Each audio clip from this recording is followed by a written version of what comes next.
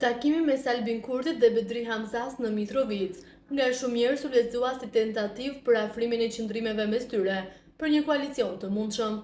Edhe pse reagimi nga qeveria ishte i shpejtë me sqarimin se në këtë takim u diskutua për funksionimin e komunave dhe forcimin e bashkëpunimit nëpërmjet qeverisë dhe pushtetit lokal, situata aktuale zorse i shuan dyshimet.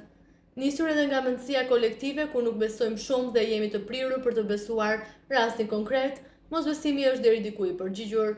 Pavarësisht se nga PDK-ja, por edhe nga VV-ja në vazhdimsi është mohuar mundësia e një koalicioni mes tyre, shumë të tjerë e kanë ritheksuar nevojën e një koalicioni mes tyre, si e vetme që stabilizojnë gjendjen aktuale. Gjithashtu, ky koalicion, sipas disa njohësve të zhvillimeve politike, do të siguronte votat e mjaftueshme për presidentin e vendit, duke siguruar një mandat të sigurt 4 vjeçar të qeverisë pasardhëse. Të kujtojmë se Memli Krasniqi disa herë ka theksuar se PDK-ja s'ka vit të kuqe për askënd, megjithatë ka theksuar se dallimet mes PDK-s dhe VV-s si parti të mëdha, por s'kemi vija të kuqe për asnjë parti.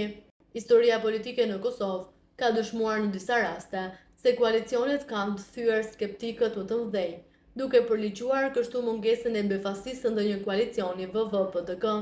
Nëse ndodh një gjë e tillë e humbur, do të jetë vetëvendosje, e cila në emër të kauzës ndaj koalicionit me PDK-n ka marrë shumë vota, por edhe nga rrugovistët e vërtet, të cilët LDK-ja i tradhtoi kur bëri koalicion me PDK-n. Në vazhdim do të shihet nëse takimi Kurti Hamza ishte në kuadër të takimeve të zakonshme mes nivelit lokal dhe qendror, apo përflitja për ndonjë koalicion VV-PDK.